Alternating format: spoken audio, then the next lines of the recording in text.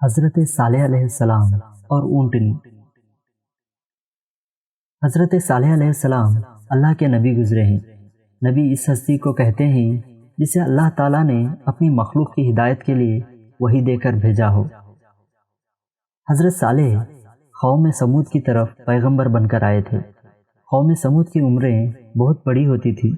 انہوں نے 70 بت تراشے ہوئے تھے۔ حضرت صالح علیہ السلام ان کو بتوں کی پرستش چھوڑ کر اللہ کی طرف راغب کرتے تھے۔ حضرت صالح 120 سال تک اپنی قوم کی تبلیغ کرتے رہے، لیکن قوم سمود نے ان کی بات نہ مانی۔ الٹا وہ لوگ حضرت صالح پر تہمت لگاتے تھے، اذیت پہنچاتے تھے، تکلیف پہنچاتے تھے اور کبھی آپ کی دعوت اور رسالت کی تصدیق نہیں کی۔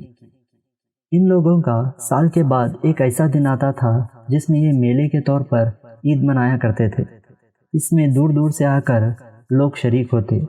یہ میلے کا دن آیا تو لوگوں نے حضرت صالح علیہ السلام کو بھی اس میلے میں بلایا۔ حضرت صالح علیہ السلام ایک بہت بڑے مجمع میں تبلیغ حق کی خاطر تشریف لے گئے۔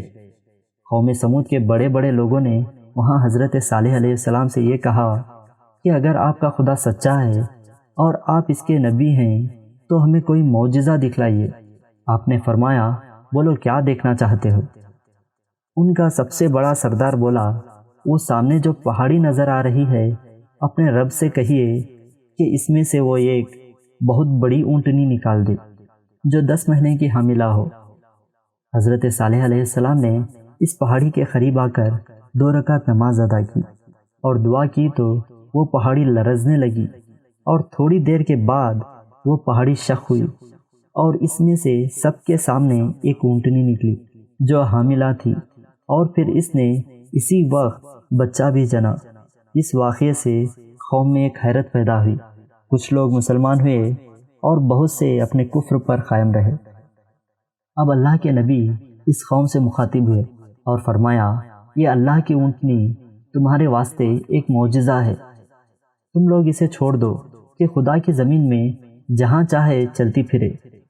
اس اونٹنی کو کوئی تکلیف نہ پہنچانا، ورنہ تم دردناک عذاب میں مبتلا ہو جاؤ گے۔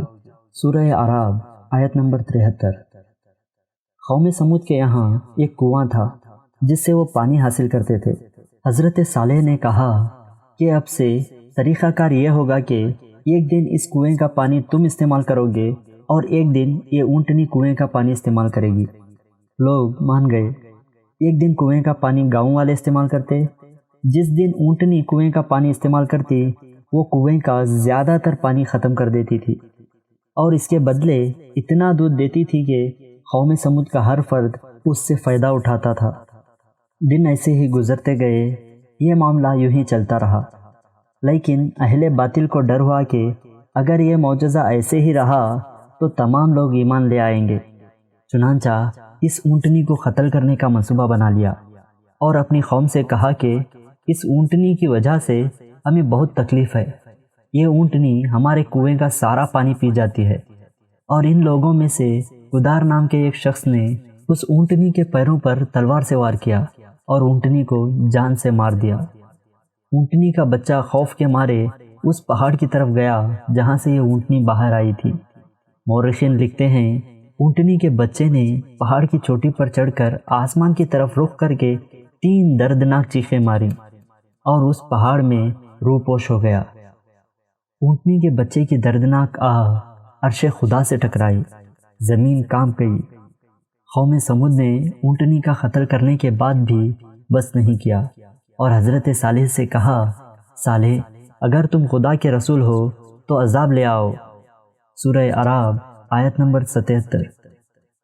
حضرت صالح نے انہیں توبہ کے لیے 3 دن کی مہلت دی اور عذاب کی 3 نشانیاں بھی بتائی کہ پہلے روز تمہارے چہروں کا رنگ زرد ہو جائے گا، دوسرے دن سرخ ہو جائے گا اور تیسرے دن سیاہ ہو جائے گا اور تم پر عذاب الہی آ جائے گا۔ جب قوم نہیں مانی تو عذاب الہی آیا۔